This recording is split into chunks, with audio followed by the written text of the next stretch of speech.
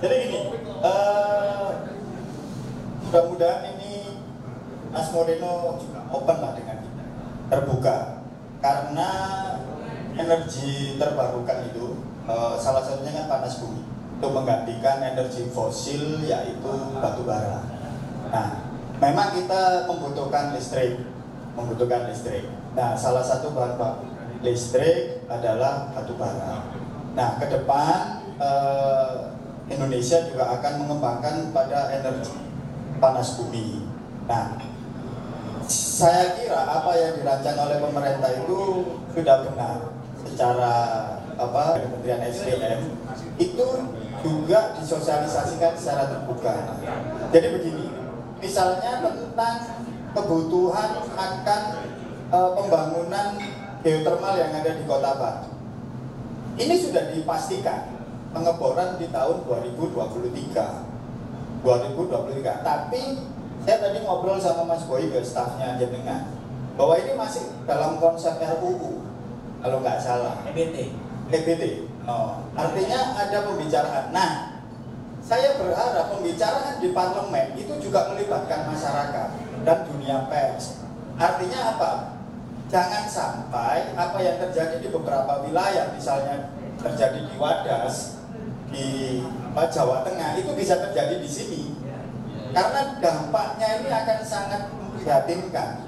Bagaimana kita tahu bahwa Arjuna Welirang itu salah satu gunung purba di Indonesia, termasuk Semeru, dan ini harus dilindungi. Nah, saya ingin Mas Moreno juga menjadi Arjuna lah, muncul untuk melindungi alam, tetapi juga tidak meninggalkan kebutuhan akan energi. Nah, kita membutuhkan itu sebenarnya. Bagaimana termasuk masyarakat di Batu, saya beberapa teman-teman juga komunikasi sama saya, kita tidak ada akses untuk kemudian membicarakan hal ini. Nah, saya kira ini penting Mas Moreno, sangat penting, karena jangan sampai apa yang terjadi di daerah lain seperti di Wadas itu akan terjadi di sini. Dan ini akan berdampak sangat luas sekali. Sedangkan kebutuhan akan energi itu juga sangat penting.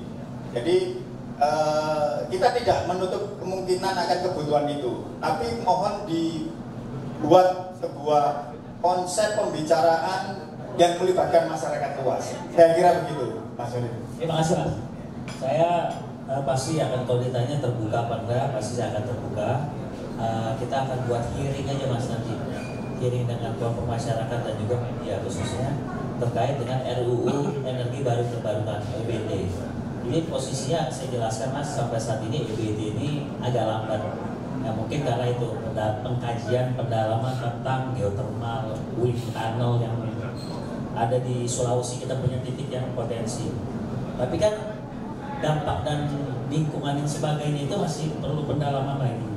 Dan price, tentang harga, mengacu pada harganya berapa persen, supaya pada saat investor itu masuk, mereka semuanya happy lah gitu, negara happy, nggak perlu keluar uang besar, tapi investasi masuk. Nah, terkait dengan kita itu akan saya suarakan dan saya akan bicara dari hati ke hati dulu dengan Pak Menteri, karena ini nggak masuk di dalam RUU, ini masuk dalam perencanaannya SDM dengan PLN.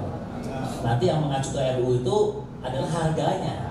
Nah, mereka pada saat investasi ini termulai dengan kilometer nol mulai jalan itu, mereka mengacu harganya berapa. Nah, itu di dalam turunan RUU itu, Mas.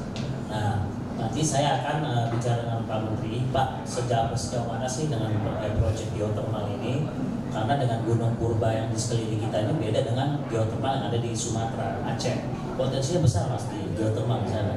Tapi kan di sana nggak ada sejarah dan seperti geografis seperti kita kan. Jadi saya, Mas, perlu dukungan dari teman-teman media.